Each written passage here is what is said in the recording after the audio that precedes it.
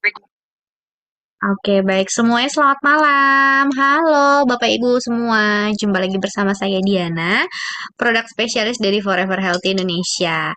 Wah, malam hari ini kita ketemu lagi ya Bapak Ibu ya.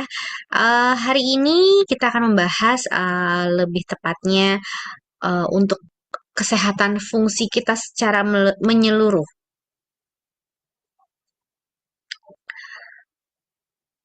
Halo Bu Ami Sumarni. Nah, kita malam hari ini akan membahas mengenai nitric oxide ya. Apa sih nitric oxide? Nah, nanti Dokter Indah akan menjelaskan bahwa tubuh kita ini memiliki peranan nitric oxide ini memiliki peranan penting untuk tubuh kita. Dan ternyata flavanol bisa menstimulasi pembentukan nitric oxide di dalam tubuh kita. Nah, apa saja manfaat nitric oxide untuk tubuh? Tentunya ada banyak sekali. Nanti Dokter Indah akan menjelaskan. Bapak Ibu bisa menuliskan pertanyaannya di kolom chat ya. Dan seperti biasa nanti saya akan tutup kolom chatnya 15 menit sebelum acara berakhir. Kita panggilkan dulu pembicara kita yang luar biasa, Dokter Winda. Selamat malam. Halo, selamat malam. Oke, baik. Malam hari ini kita membahas mengenai nitric oxide ya, Dok ya. Mungkin dari Ya, teman-teman di sini masih bingung untuk apa sih nitric oxide? Apakah memiliki peranan pentingnya itu seberapa penting? Nah, nanti Dokter Winda akan menjelaskan. Saya izin untuk share materinya ya, Dok ya. Silahkan Dokter Winda untuk menjelaskan. thank you di selamat malam, semangat pagi teman-teman FHI di seluruh Indonesia, dimanapun teman-teman berada, lagi ngapain pun itu. Ya. Jumpa lagi kita hari ini, malam ini. Dan malam ini kita mau bahas ya tentang nitric oxide. Nitric oxide kan sebenarnya sih lumayan sering ya saya mention nitric oxide, nitric oxide, nitric oxide, nitric oxide. Nah, cuman nih sekarang teman-teman udah bener-bener paham belum nitric oxide itu apaan? Nah, ini makanya mau kita bahas ya nitric oxide. Jadi supaya nanti kalau teman-teman juga sharing ke orang lain juga gitu ya. Nanti kalau ditanya baik balik gitu ya, mau nitric oxide apaan? Nah, teman-teman udah bisa jawab. Oke, yuk kita bahas. Slide.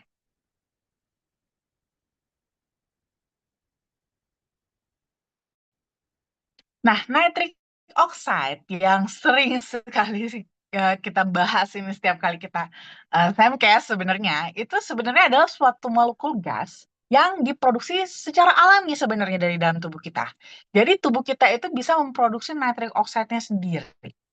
Nah, si nitric oxide ini diproduksi oleh sel endotelium di dinding pembuluh darah kita. Dia tuh punya peran yang penting, ya terutama dalam berbagai fungsi biologis dalam tubuh. Terutama di sini dia berperan penting itu di dalam sistem kardiovaskular dan juga sistem saraf kita. Slide.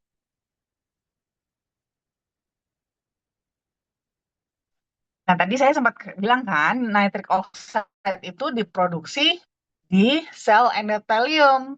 Sel endotelium itu adanya di dinding pembuluh darah kita. Nah, dia itu disintesisnya atau diproduksinya itu menggunakan L-arginine dengan melalui enzim nitric oxide synthase atau NOS. Nah, NOS ini ada tiga teman-teman, ya, di mana ini akan membedakan nanti fungsi-fungsi dari nitric oxide itu sendiri. Slide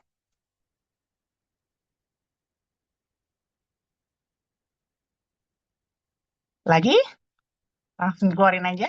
Ya. Nah, jadi ada yang pertama itu adalah iNOS atau endothelial NOS. Nah, endothelial NOS ini itu dia berperan dalam mengatur fungsi pembuluh darah. Ada juga nNOS atau neuronal NOS. Neuronal NOS ini dia lebih ke persyarafan ya. Dia terlibat dalam neurotransmisi. Jadi dia terlibatnya terutama dalam persinyalan antar sel syaraf. Lalu ada yang ketiga itu adalah iNOS atau inducible NOS. Kalau inducible NOS ini dia lebih berperan dalam sistem imun ya. Dia dihasilkannya oleh sistem imun untuk melawan patogen. Nah, patogen ini bisa virus, bakteri dan yang lain-lain yang benar-benar asing yang sifatnya merusak tubuh kita. Slide.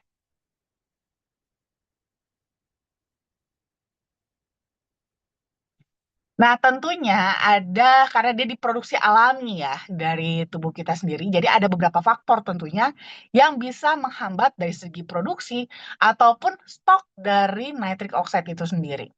Bisa karena faktor stres oksidatif ya. Stres oksidatif itu teman-teman bayangin tuh kalau kayak kita ngalamin stres, tapi yang stres di sini adalah selnya, sel tubuh kita. Jadi bukan kita yang besar ini yang mengalami stres, tapi sel kita yang kecil-kecil itu yang mengalami stres ya. Stresnya itu stres akibat terjadi oksidasi atau paparan terhadap bisa ya karena radikal bebas biasanya paling sering ya. Tingginya radikal bebas ini bisa merusak nitric oxide teman-teman sehingga dengan nitric oxide jadi rusak, nitric oxide jadi kepake, otomatis stok nitric oxide yang available gitu ya, yang tersedia itu bisa jadi semakin berkurang. Kalau berkurang jumlah yang masih tersedianya, otomatis ini akan mempengaruhi kerja dari nitric oxide itu sendiri. Selain itu bisa juga karena adanya defisiensi atau kekurangan nutrisi, ya, kekurangan nutrisi. Nah, tentunya kan tadi nitric oxide itu butuh bahan baku untuk dibikin jadi nitric oxide, yaitu adalah L-arginine salah satunya. Nah, ini kurang nutrisi seperti L-arginine ataupun koenzim penting seperti BH4 itu bisa membuat gangguan atau terhambatnya produksi dan akhirnya mempengaruhi stok dari ketersediaan nitric oxide-nya juga. Selain lalu juga bisa karena peradangan kronis. Nah, kalau peradangan kronis, apalagi peradangan di pembuluh darah, ini yang sering banget justru ya peradangan-peradangan kronis di pembuluh darah ini kan sering sekali tidak terlihat teman-teman, atau nggak terasa ya, tidak terasa kalau ada peradangan. Sering sekali karena peradangannya sudah lama lah, baru akhirnya timbul, baru berdampak gitu, baru timbul masalahnya, gejala-gejalanya baru timbul. Makanya kenapa peradangan ini bisa sampai kronis gitu ya, nggak cuma akut aja. Dan ini akan mengakibatkan otomatis endotelium, di mana si endotelium ini adalah pabrik dari nitric oxide itu sendiri, jadi mengalami masalah dalam memproduksi nitric oxide. Nah, ini juga tentu akan menghambat produksi dan juga ketersediaan dari nitric oxide itu sendiri. Lalu bisa juga karena faktor penuaan ya. Seiring kita bertambah usia, sel-sel kita pun juga sama, bertambah usianya juga. Nah, tentunya kapasitas atau kemampuan sel kita dalam hal memproduksi nitric oxide juga pasti menurun dibandingkan waktu kita pas masih lebih muda. Slide. Lalu tentunya yang nggak kalah menyebabkan juga akhirnya terganggunya stok nitric oxide kita tentunya adalah pola hidup yang nggak sehat.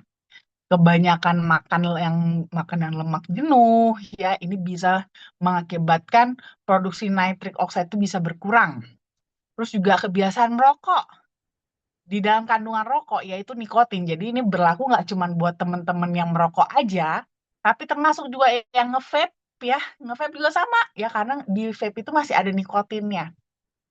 Nah, nikotinnya ini itu akan menurunkan kadar dari nitric oxide. Selain itu juga kalau kebiasaan kita kurang olahraga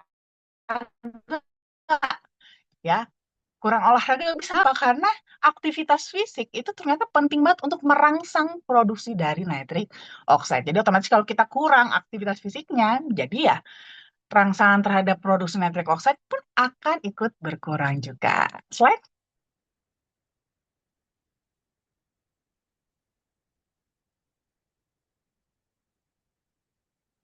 Nah, ini adalah peran-peran utama sebenarnya dari si nitric oxide. Nah, jadi nitric oxide itu peran utamanya adalah mulai dari vasodilasi. Dia berperan dalam melebarkan pembuluh darah kita, sehingga ini akan membantu sekali dalam meningkatkan aliran darah, termasuk juga menurunkan tekanan darah kalau seandainya tekanan darahnya tinggi. Lalu dia juga berperan dalam pengaturan tekanan darah itu sendiri. Nah, nitric oxide itu akan membantu menjaga tekanan darah tetap normal. Nah, jadi di sini dia berperan tidak hanya semata-mata menurunkan saja tekanan darah, tapi menjaganya tetap normal dan stabil. Lalu selain itu juga nitric oxide berperan sebagai neurotransmitter. Ya, dia berperan dalam sinyal antar sel saraf, terutama di otak. Gimana ini akan berperan penting sekali, gimana supaya sinyal yang dihantarkan dari sel susunan saraf pusat di otak bisa sampai ke perifer dengan pesan yang lengkap gitu ya. Selain itu juga dia berperan dalam sistem kekebalan juga ya, di mana itu adalah perannya iNOS tadi kan, inducible nose. Dia berperan dalam menghasilkan nitric oxide yang nanti akan membantu melawan bakteri dan virus.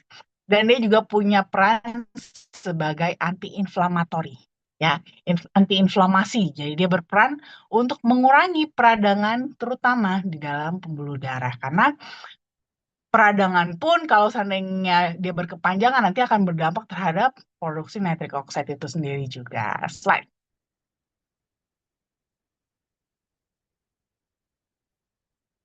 Nah, jadi gimana nih kerjanya dari si nitric oxide di dalam tubuh kita? Ini salah satu tadi peran utama dia kan adalah sebagai vasodilasi, ya vasodilator, yang membuat pembuluh darah kita itu jadi melebar. Kok bisa sih dia bikin sampai pembuluh darah kita melebar? Nah, jadi pertama-tama itu nitric oxide akan diproduksi dulu atau disintesis dulu di endotel, di sel endotel. Setelah itu, setelah si nitric oxide ini diproduksi oleh sel-sel endotel di pembuluh darah kita itu, nanti baru si nitric oxide ini akan dilepas, gitu ya, akan dirilis ke pembuluh darah kita. Nah, nanti di pembuluh darah ini, itu dia akan bertemu nih teman-teman ya, akan bertemu dengan eh, darah kita gitu ya, akan bertemu dengan darah kita. Nah, di darah kita ini nih yang akan nanti satu sisi yang akan menentukan. Kalau kita punya darah pas lagi ketemu sama nitric oxide, darah kita lagi kotor, ya, banyak radikal bebasnya, tinggi lemak jenuh tadi kan. Nah, ini akan membuat tinggi nikotin. Nah, ini akan membuat nitric oxide yang baru dirilis tadi, yang baru dilepas tadi, baru diproduksi tadi, itu tuh jadi rusak, jadi terpakai gitu ya. Sehingga akibatnya nitric oxide-nya bisa habis atau malah bisa sisa sedikit atau bahkan malah habis seperti itu. Nah, tapi kalau kebetulan nih pas dirilis ke darah kita itu kita punya darah pas lagi bagus, lagi bersih, nah nitric oxide kita juga jadi bisa terjaga gitu ya. Dengan terjaganya dia bisa dipakai untuk fungsi yang lain, yaitu apa? Untuk tadi proses vasodilatasi. Nah, nanti nitric oxide yang masih ada ini, yang masih bagus ini, itu akan mulai masuk. Masuk menyebar ke otot polos pembuluh darah. Itu adalah sisi luar dari dinding pembuluh darah kita. Nah, di situ nitric oxide akan mengaktifasi yang namanya enzim guanylyl siklase, ya. Sehingga ini akan meningkatkan namanya kadar CGMP. Nah, kadar CGMP ini kalau dia meningkat, dia akan menyebabkan si otot polos tadi itu menjadi relaksasi. Nah, kalau dia relaksasi, akhirnya diameter dari pembuluh darah kita inilah akhirnya bisa melebar. Gitu. Sehingga pembuluh darah kita mengalami vasodilatasi atau pelebaran pembuluh darah. Ini nanti yang akan membantu aliran darah akhirnya bisa jadi lebih lancar. Slide.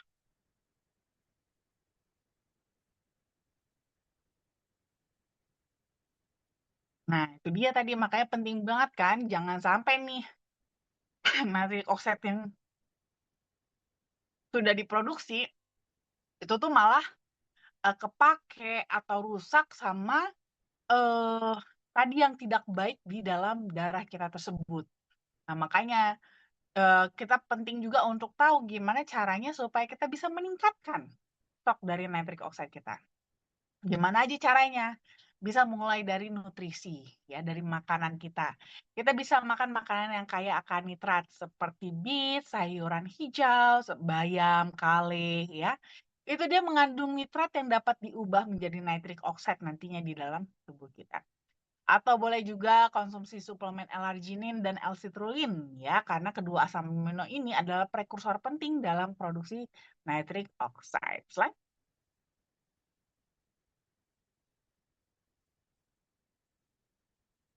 Lalu tentunya kita juga bisa stimulasi dengan berolahraga ya, karena aktivitas fisik itu bisa merangsang kerja sel endotelium dalam memproduksi nitric oxide, sehingga ini akan membantu juga akhirnya nanti ujung-ujungnya meningkatkan aliran darah. Lalu bisa juga dengan flavanol ya, karena kokoa yang kaya akan flavanol itu ternyata juga bisa meningkatkan bioaktivitas dari nitric oxide. Slide.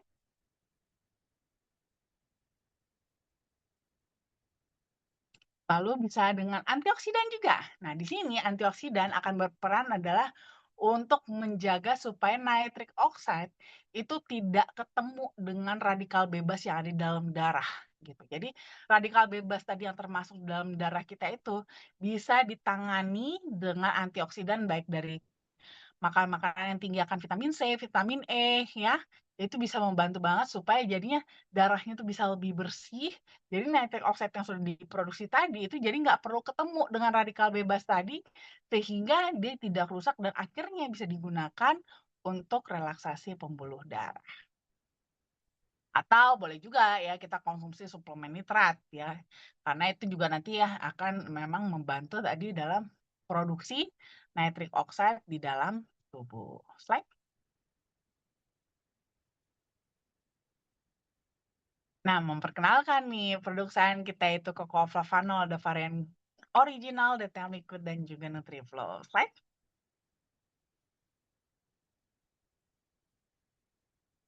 Nah, kalau kita ngomongin soal Cocoa Flavanol, pastinya akan kita mention juga akhirnya kepalanya, yaitu polifenol.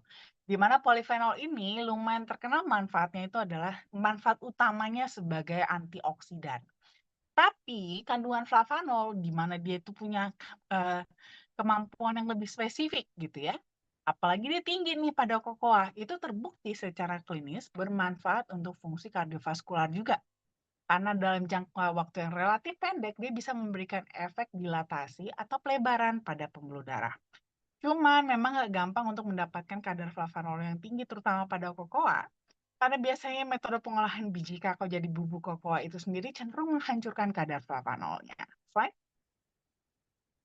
Nah, untungnya di sini produsen kita yaitu Berry Callebaut udah ketemu gimana caranya ngolah biji kakao jadi bubuk kokoa, tapi kadar flavanolnya bisa dipertahankan tetap tinggi. Nah, metode ini berbeda dibandingkan metode pada umumnya, makanya dipatenkan karena memang telah terbukti dapat mempertahankan hingga 80% kadar flavanol alamiah. Bahkan bubuk kokoa hasil pengolahan dengan metode tersebut itu sudah dikasih brand namanya Acticoa, dan Acticoa inilah yang menjadi bahan baku ini produk Cocoa Flavanol FKI. Slide.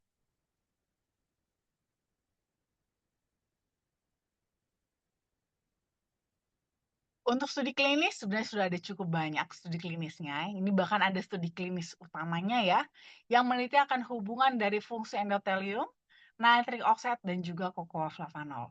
Nah, ternyata konsumsi flavanol dalam 4 minggu itu sudah bisa meningkatkan fungsi endotelium dalam memproduksi nitric oxide dengan lebih baik. Sehingga ini akan memberikan dampak aliran darah yang lebih lancar. Slide. Kalau kita sudah ada beberapa studi klinis yang sudah paten manfaatkan ya, sudah ada paten manfaatnya. Ini yang pertama adalah studi klinis untuk kesehatan kulit ya, di mana ternyata cocoa flavanol itu sangat baik untuk anti-aging atau perbaikan struktur kulit. Mulai dari meningkatkan elastisitas, mengurangi garis halus, bahkan meningkatkan kelembaban kulit. Slide. Lalu juga ternyata cocoa flavanol sangat baik sekali untuk terapi masalah prostat. Ya, karena ternyata konsumsi flavanol itu bisa membantu dalam terapi masalah prostat termasuk menurunkan resiko kanker prostat. Slide. Selain itu juga flavanol ternyata bagus sekali juga ya, bermanfaat juga untuk manajemen berat badan karena flavanol itu terbukti dapat meningkatkan ekspresi gen dalam metabolisme lemak jadi lebih efektif. Jadi dia sangat efektif ternyata sebagai fat burner, di mana ini akan memberikan dampak penurunan berat badan. Slide.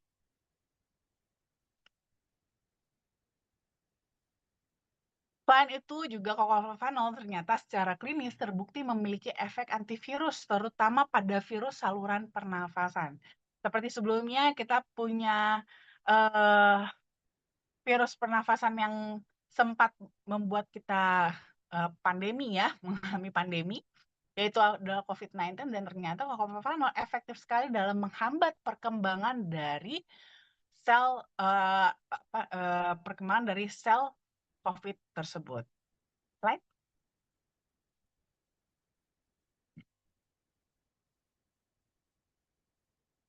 Selain itu juga ada Centella asiatica dan juga black garlic, di mana Centella asiatica itu dia bagus, sebenarnya lumayan terkenal untuk skincare ya, lumayan terkenal untuk skincare. Cuman ternyata kalau dikonsumsi itu dia juga punya manfaat lebih juga ya, karena dia punya manfaat sebagai antimikroba, anti diabetes, anti peradangan hingga anti depresan.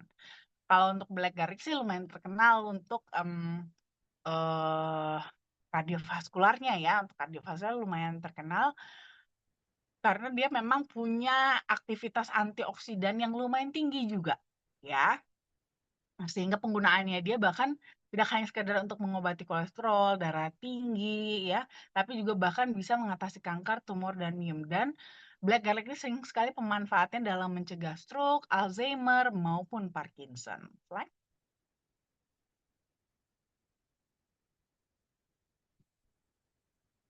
Lalu ada support juga dari vitamin B7 ya. Vitamin B7 atau biotin ini sebelumnya dia lumayan populer sebenarnya adalah untuk rambut gitu ya.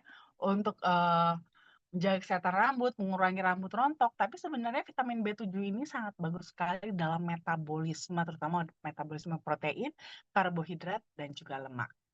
Selain itu juga ada vitamin C ya, vitamin yang seperti vitamin sejuta umat ya kita bilang ya. Vitamin yang kita semua pertama kali tahu. Nah, vitamin C ini memang terkenal akan manfaat antioksidannya.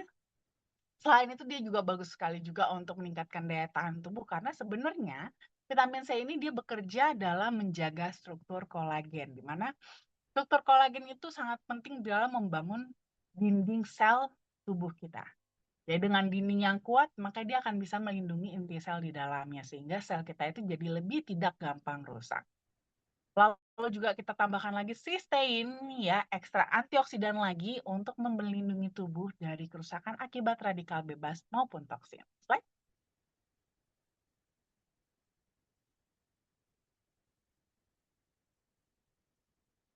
Lalu kita sudah punya klaim kesehatan yang sudah di-approve baik oleh EFSA maupun FDA. EFSA mengatakan bahwa kokolflavanol bisa membantu menjaga elastisitas pembuluh darah, di mana ini akan memberikan kontribusi untuk aliran darah yang lebih normal.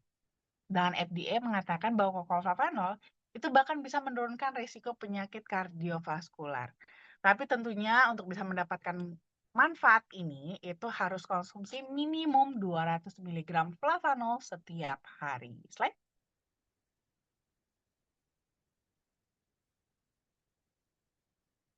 Jadi kalau kita mau rangkum manfaat dari kokolflavanol, utamanya adalah untuk meningkatkan fungsi kardiovaskular, mulai dari maintain tekanan darah, kadar kolesterol, maupun kadar gula darah.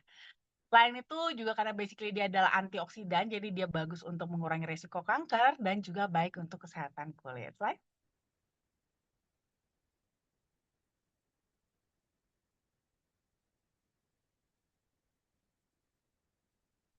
Nah, kalau yang versi data berikut ini dia gabungan ya, tidak hanya ada kokolflavanol, ada Centella asiatica juga dan juga black garlic.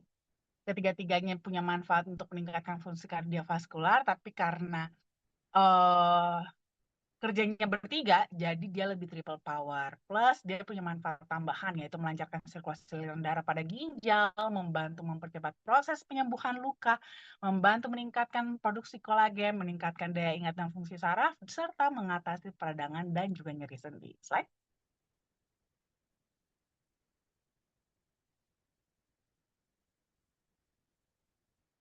Lalu ada NutriFlow, ya NutriFlow ini formulasinya lebih kepada untuk manajemen berat badan dan juga daya tahan tubuh. Tetap dia meningkatkan fungsi kardiovaskular juga, tapi lebih kepada tambahan manfaatnya adalah untuk membantu penyerapan nutrisi jadi lebih optimal, metabolisme juga jadi lebih optimal bagi metabolisme lemak dan protein. plus membantu memperkuat daya tahan tubuh dan melindungi sel dari stres oksidatif. Dan untuk NutriFlow ini bisa teman-teman gunakan juga bahkan untuk program diet gitu ya. Sekarang bisa digunakan sebagai meal replacement atau pengganti makan, bisa pengganti sarapan ataupun pengganti makan malam. Slide.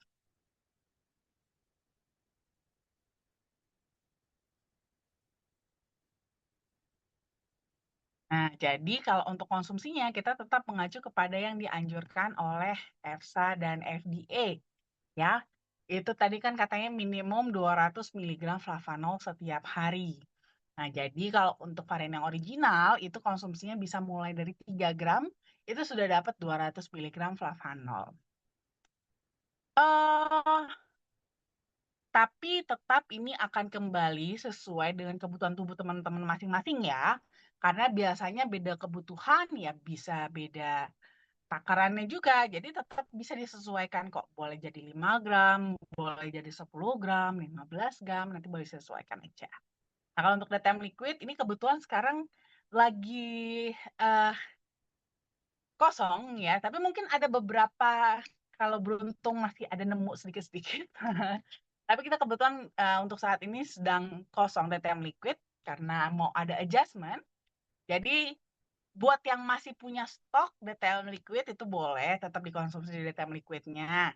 Ini bisa dikonsumsi 1 sampai 2 saset per hari, maksimal 3 saset per hari ya. Tapi tenang aja buat yang nggak kedapatan DTM liquid. Untuk sementara teman-teman boleh kok konsumsinya yang ori tadi aja dengan dosis yang lebih tinggi di aja. Gitu ya. So,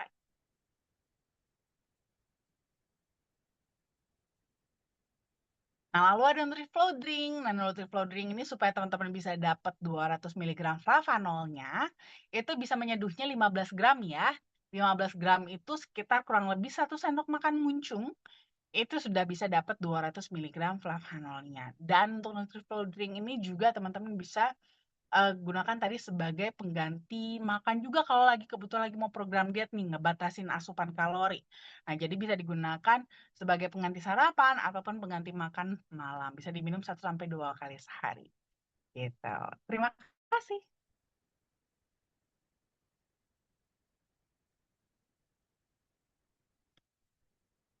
Baik, terima kasih banyak Dokter Winda, penjelasannya luar biasa sekali ya teman-teman ya. Oke, baik. Sebelum kita ke sesi tanya jawab ya, saya akan membacakan dulu untuk acara selanjutnya yang akan kita adakan ya.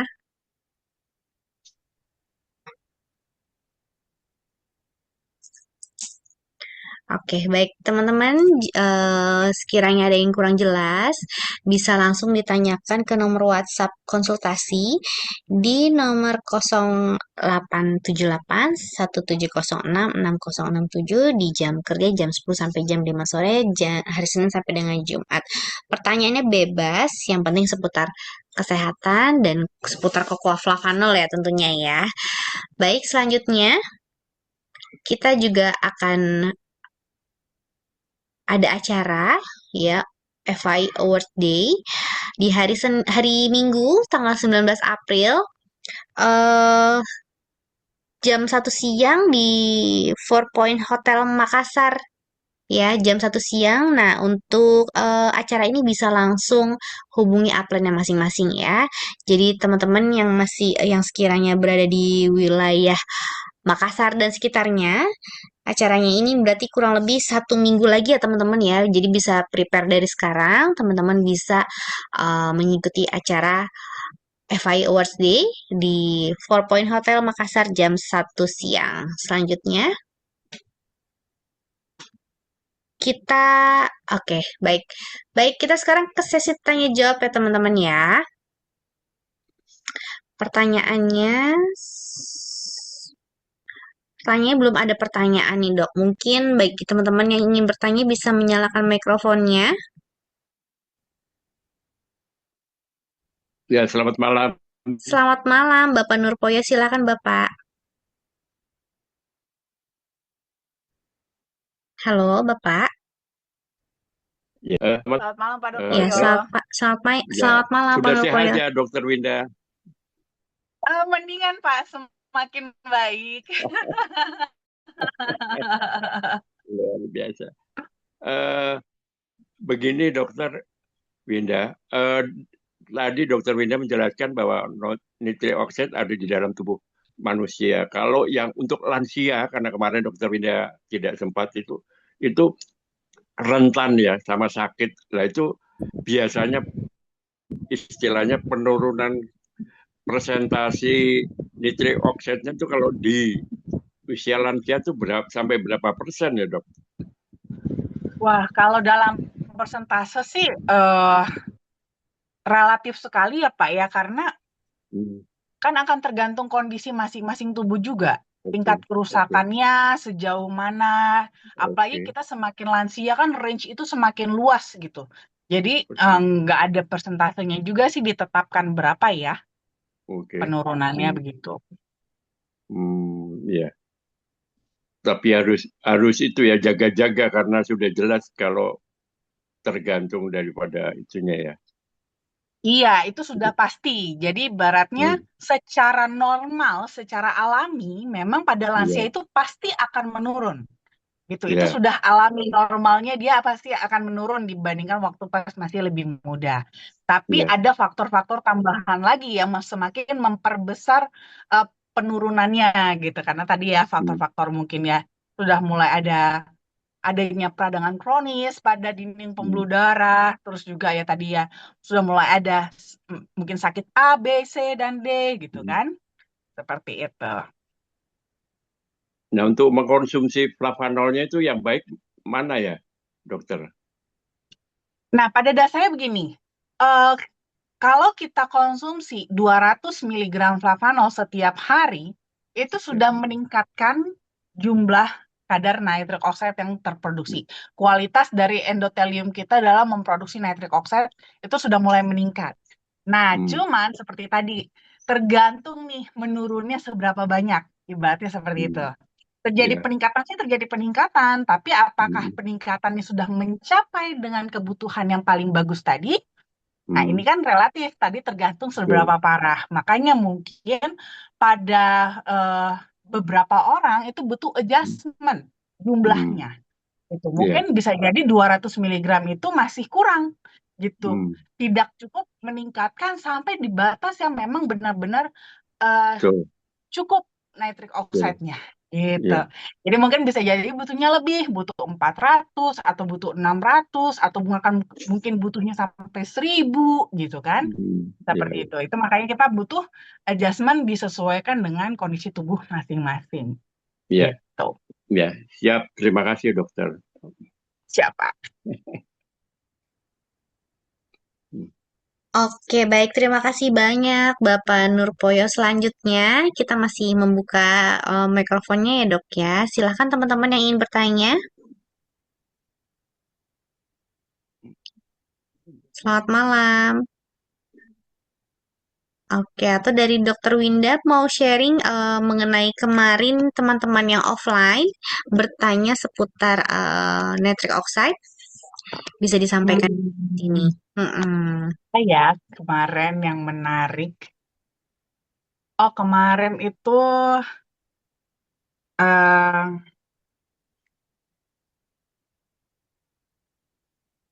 nggak ada sih. Masih pertanyaan pada umumnya. Tapi mungkin ada kemarin memang lebih kepada kita kemarin sharing nih gitu ya. Ada beberapa teman-teman yang sering sekali mendapatkan kendala gitu pada saat bersharing tentang Cocoa Flavanol kepada prospek-prospeknya gitu kan. Itu kok sering sih mendapatkan penolakan atau ibaratnya banyak yang ngeles sana ngeles sini itu gimana ya dok gimana cara menghadapinya gimana sih kita biar bisa menceritakan kalau mereka tuh memang benar-benar butuh nitric oxide butuh flavanol ini seperti itu jadi kalau saya sih selalu menyarankan memang itu kuncinya sih di teknik ya memang itu benar-benar di teknik paling tips dari saya mungkin nanti itu ada di lebih ke di training sebenarnya ya makanya agak kurang pas sih kalau di sini ini kan yang tentang SEMKES. Tapi mungkin ada tips sedikit aja, tips sedikit. Jadi memang pada saat teman-teman pengen sharing tentang kok flavanol gitu ya, paling penting pertama adalah apalagi kalau umpamanya teman-teman ketemu kasus-kasus yang calon-calon yang prospek yang agak sulit gitu ya kayaknya untuk dijelasin gitu. Memang penting sekali untuk kalau kayak kita di medis gitu, kalau kita di nakes gitu ya, tenaga kesehatan, itu tuh kita biasanya kekuatan utamanya adalah di anamnese atau di wawancara awal justru. Jadi justru kuncinya adalah bukan kita yang langsung nyodorin, aku punya produk bagus loh, gini gini gini gini. Justru bukan gitu sebenarnya. Akan lebih tepat adalah justru kita menggali dulu, menggali dulu apa yang dirasakan, apa masalah kesehatan yang dialami oleh prospek kita, apa saja usaha yang sudah mereka lakukan untuk mengatasi atau menghadapi masalah kesehatannya ini, terus progresnya seperti apa. Gali dulu itu semua, baru setelah itu kita berikan solusi tentang produk kita. Nah, dengan begitu biasanya mereka jadi bisa lebih menerima dibandingkan dari awal udah langsung kita cer-cer, aku punya produk bagus gini-gini. Karena semua everybody akan selalu ngomong produk dia yang paling bagus, selalu begitu. Dan biasanya namanya konsumen, itu saya ngerti banget ya, capek gitu ya, capek ibaratnya kayak selalu diiming-imingi produk bagus, produk bagus, produk bagus. Tapi apakah beneran bagus gitu kan? Atau emang kita cuma sekedar jualan? Itu yang akan kadang-kadang sering sekali membuat mereka itu justru lebih defensif jadinya. Nah, jadi memang kita yang harus dengan lebih empati ya, dengan lebih empati, lebih bersimpati untuk menggali masalah mereka lebih dalam terlebih dahulu. Gitu. Itu kemarin yang agak menarik pembahasannya. Ya. Oke, baik. Terima kasih banyak Dokter Winda. Selanjutnya ya, pertanyaan dari Ibu ya, Ibu Nur Intani Medan. Saya pakai pacemaker sejak 2023 di usia 46 tahun. Apakah memungkinkan pacemaker akan dilepas jika konsumsi flavanol nih, Dok? Hmm, kalau ini benar-benar akan tergantung, ya, tergantung dari kondisi jantung Ibu Nurintan sendiri seperti apa, gitu. Jadi kan penggunaan pacemaker itu kan biasanya memang karena ada masalah pada kelistrikan jantung, sehingga harus diatur oleh pacemakernya, gitu, untuk mengatur kelistrikan supaya denyut jantung itu bisa stabil, gitu ya. Jadi ibaratnya pacemaker ini untuk mengawal ibaratnya mengawal denyut jantung itu biar dia terjaga, tetap kelistrikannya tetap normal, sehingga denyut jantungnya juga bisa normal. Nah, apakah nantinya konsumsi flavanol akhirnya bisa memungkinkan pacemaker jadi bisa lepas? Ya, itu akan tergantung dari eh, kondisi tubuh Ibu Nurintan sendiri, gitu. Karena kerja flavanol itu kan dia memang utamanya adalah pada kardiovaskular. Memang dia utamanya ke sana. Kenapa? Karena reseptornya, ya memang reseptor yang berikatan langsung dengan flavanol itu justru adalah ada di pembuluh darah. Gitu. Jadi memang tempat kerja dia utamanya adalah di pembuluh darah. Tapi apakah dia bisa berdampak juga ke yang lain-lainnya? Bisa aja. Tapi ini dia tergantung dari seberapa seberapa banyak yang Bu Nurintan konsumsi, seberapa banyak masalah yang harus diselesaikan. Nah, itu sesuatu yang kompleks ya. Tubuh kita itu kompleks banget gitu. Jadi ibarat kata nih kerjaannya flavanol itu lumayan banyak, Bu. Lumayan banyak. Memang kerjaan kardiovaskular, tapi nanti pada saat dia masuk ke dalam darah, mungkin bisa dia distribusi ke sana, kongsi ke sini, bagi di sana, bagi di sini, sehingga ini yang akan mempengaruhi nih nanti hasilnya gitu. Sama makanya itu juga akan mempengaruhi juga dosis yang ibu konsumsi berapa banyak. Apakah memungkinkan? Apapun mungkin sebenarnya ya, apapun mungkin. Makanya tergantung eh, kitanya. Tapi saya ya nggak bisa nggak bisa menjanjikan waktunya berapa lama, memprediksi berapa lama, karena kan saya nggak tahu nih masalahnya tubuhnya Bu Nur Intan sedetail mungkin setiap inci di tubuh Bu Intan itu ada masalah apa aja kan nggak tahu. Jangankan saya ya, mungkin Bu Nurinta sendiri aja nggak tahu, nggak sadar ibaratnya seperti itu kan. Hanya tubuh kita sendiri yang tahu gitu. Jadi memang paling penting adalah gimana fokus utamanya adalah gimana supaya tingkat kesehatan kita itu bertahap selevel demi selevel itu meningkat gitu ya. Selevel demi selevel itu meningkat gitu. Itu dulu targetnya. Nah, nanti mungkin pada ujungnya adalah bisa juga dengan melepas pacemaker pada akhirnya. Tapi apakah itu ujungnya seberapa jauh levelnya? Nah, itu yang kita nggak tahu, Bu. Ya, itu yang kita nggak tahu. Jadi memang butuh ketekunan juga sih. Ya, untuk Bu Nurintan, ketekunan dan kesabaran sampai supaya nanti level ini bisa meningkat naik sedikit demi sedikit sampai nanti bisa sampai ke level yang teratas tersebut. Gitu, ya. Oke, baik selanjutnya, pertanyaan selanjutnya ada dari pertanyaan eh mungkin dari Ibu Sri Minorva bisa langsung diketik aja ya pertanyaan di kolom chat ya, sebelum saya tutup kolom chatnya juga. Kemudian dari Bapak Apri, anak saya umur 1 tahun kena TBC dan berat badan kurang. Apakah bisa konsumsinya dok dan bagaimana? Oke. Dari Bu Sri Minova panjang nih dok. Nanti setelah ini ya Bu ya. Aduh, kasihan banget masih 1 tahun ya keteluran, tapi nggak apa-apa. Boleh kok ya, Pak Priko boleh dikasih ke Clover cuman kasihnya ori aja ya Pak. Kasih yang ori aja, cukup yang ori aja. Dan tetap apa namanya untuk pengobatan TBC-nya, obat-obatannya semua tetap dikonsumsi seperti yang diresepin dokter. Ya, tetap semua jangan sampai ada bolongnya. Nanti ditambah dikombin dengan Cocofevanol supaya itu jangan apa untuk meminimalisir negatif atau mengganggu tumbuh kembang anak bapak gitu ya. Biasanya apalagi karena TBC kan. Kita aja yang dewasa aja kalau kena TBC tuh istilah kata orang awamnya badannya tuh abis gitu kan.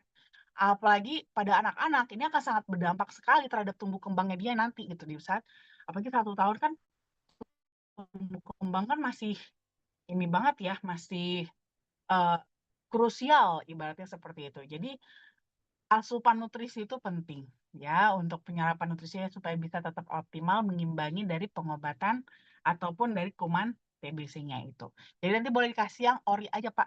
Nanti mulai kasih 1 kali 3 gram dulu ya. Nanti campurin aja ke susunya nggak apa-apa kok. Boleh ya campurin ke susunya.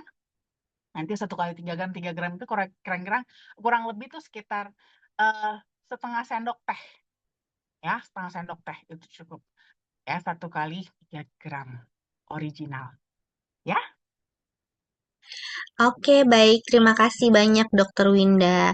Oke, selanjutnya dari Bu Sri Minorva mungkin bisa menyalakan mikrofonnya, Bu. Oke, Biar terima kasih. Selamat terima malam, Dokter kasih. Winda. Selamat malam.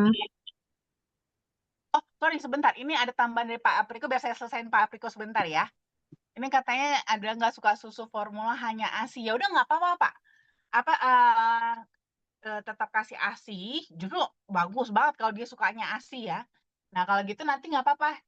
Untuk flavanolnya itu nanti kan ibarat kata nih kalau sudah 1 tahun kan sudah mulai MPASI.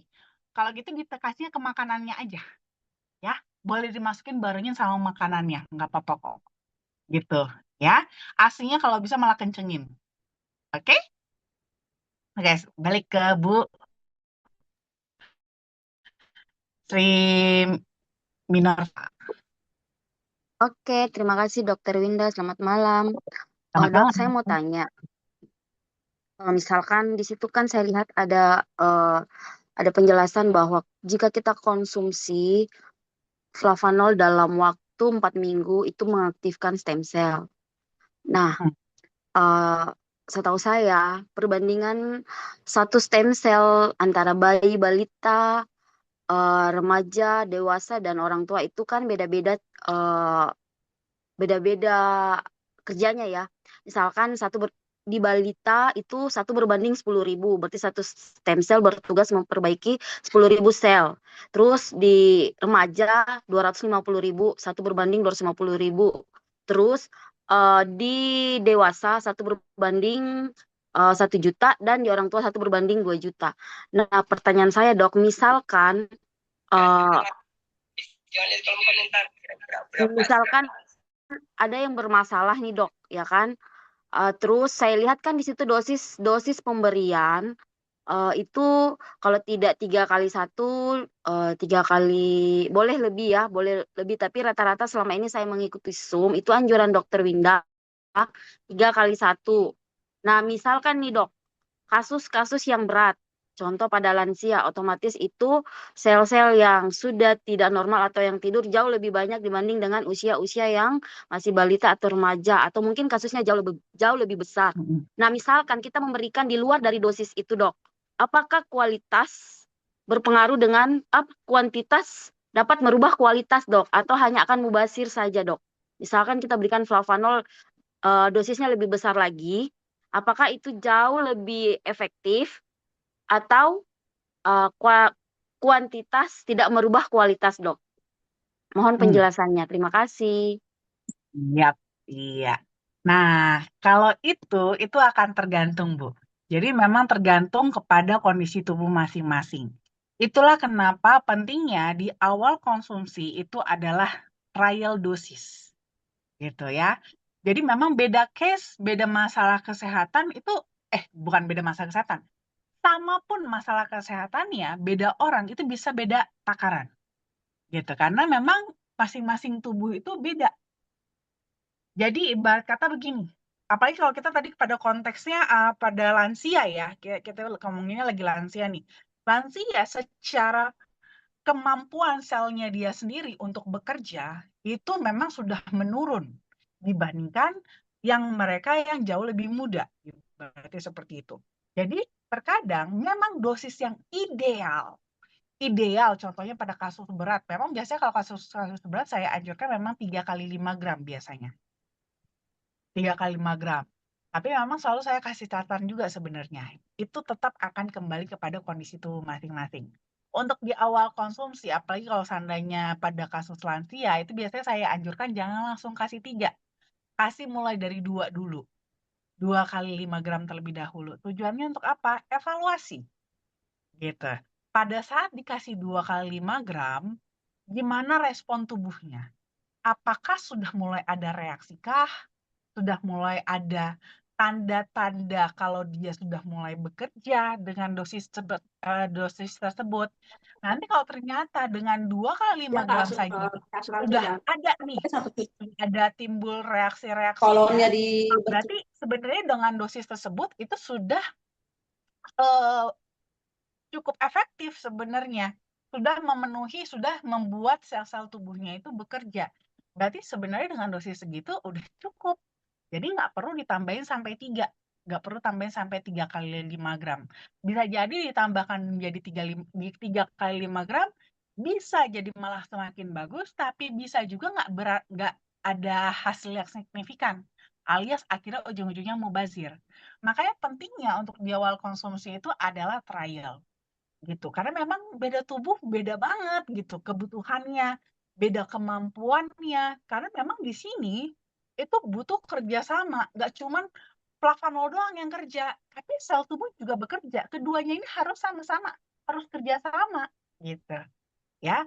Flavanolnya harus dikasih cukup, selnya juga yang kerja juga harus cukup gitu. Jadi terkadang bisa jadi dosis 3 kali 5 gram itu bukan dosis yang diberikan langsung dari awal. Tapi nanti di tengah-tengah, di saat umpamanya dikasih 2 kali 5 gram, udah memberikan efek nih gitu kan, biar aja dulu dia bekerja dalam menambah pasukan dari si sel-selnya. Nanti setelah sudah lebih banyak sel yang sudah mulai sel-sel baru yang mulai uh, diregenerasi, ini kan berarti pasukan makin bertambah, baru kuotanya ditambahin lagi flavanolnya. Barulah dinaikkan jadi 3 kali 5 gram. Kenapa? Karena 3 kali 5 gram ini sudah disambut, udah mulai banyak yang bisa pakai. Sehingga kerjanya jadi lebih efektif, tidak mubazir. Jadi itu karena memang itu nggak harus di awal, itu target nanti. targetnya nanti ya akan jadi 3 kali 5 gram. Tapi terkadang tidak harus dari awal langsung dikasih 3 kali 5 gram. Sama juga halnya pada kasus-kasus berat, bahkan ya seperti kasus cancer gitu ya, walaupun lebih muda, pada orang yang lebih muda, nggak lansia gitu ya, tapi sakitnya tuh cancer gitu. Mereka juga butuh dosis bahkan jangankan 3 kali 5 gram. Kadang-kadang saya kalau umpamanya mau kasihnya ori itu bisa sampai 5 kali gitu, 4 sampai 5 kali 5 gram, ibaratnya seperti itu. Itu pun sama, untuk di awal biasanya nggak langsung saya kasih sampai 4 kali atau 5 kali 5 gram. Saya mulai dulu dari 2 atau 3 gitu. Mulai dari 2 atau 3, sesuaikan dulu sama tubuhnya, baru bertahap nanti ditingkatkan. Itu akan jauh lebih efektif dibandingkan kita terlalu agresif di awal tuh langsung kasih banyak-banyak gitu ya. Jadi memang harus lihat-lihat kondisinya gitu. Ya ini sih seninya konsumsi flavanol itu ya. Jadi kenapa biasa saya tuh nggak pernah kasih buku dosis ya, karena memang ini nggak bisa ditetapkan gitu. Ini nggak bisa ditetapkan. Selalu ada seni yang harus dimainkan di sini gitu ya. Dosisnya harus dimainkan memang sesuai dari karakter tubuh masing-masing. Karena kita juga mau mencegah ya, jangan juga sampai mubazir, sayang dong, ngapain dibuang-buang gitu kan. Jadi tetap ya, segala sesuatu yang baik sekalipun kalau jadi berlebihan tetap nggak akan jadi baik gitu kan. Nah jadi memang kita sebisa mungkin adalah jangan sampai berlebihan juga. Usahakan tepat sasaran gitu. Nah, caranya gimana? Itulah makanya penting trial dose di awal. Di awal itu nanti yang untuk menilai seberapa kebutuhan dan seberapa kemampuan tubuhnya dalam bekerja sama dengan flavanol. Begitu. Oke, baik. Terima kasih banyak, Dokter Winda. Sepertinya pertanyaan juga sudah habis ya, Dok ya. Dan nggak berasa juga waktunya juga sudah menunjukkan 19.57, sudah jam 8. Mungkin saya tutup aja ya, Dok. Nanti kita lanjut lagi di minggu depan. Sebelum saya tutup, ada yang ingin disampaikan, Dokter Winda? Selalu saya ingatin terus sama teman-teman, ingat ya, kesehatan kita itu investasi, ya. Cari duit, oke, pastilah, namanya juga kita pasti kan butuh duit ya, butuh uang, tapi jangan lupa kesehatan itu tetap nomor satu. Kalau kita sakit, gimana mau kerja cari duit, teman-teman? Ya, jadi pertama jaga kesehatannya dulu, ya. Kalau udah sehat, nah sana deh cari duit tuh kencang-kencang, nggak apa-apa ya, tapi jaga kesehatannya dulu. Makanya selalu standby, ya, standby flavanolnya di rumah supaya bantu support kesehatan teman-teman, jadi bisa cari cuan dengan lebih semangat. Setuju? Setuju. Setuju banget ya, Dok ya. Jadi kesehatan itu penting ya, teman-teman ya. Nah, segitu pentingnya flavanol untuk membantu produksi nitrik oxide kita supaya kerja organ tubuh kita jauh lebih maksimal ya. Oke, baik teman-teman semua, saya akhiri untuk acara seminar kesehatan online malam hari ini. Kita ketemu lagi nanti minggu depan ya dengan topik yang sangat menarik tentunya.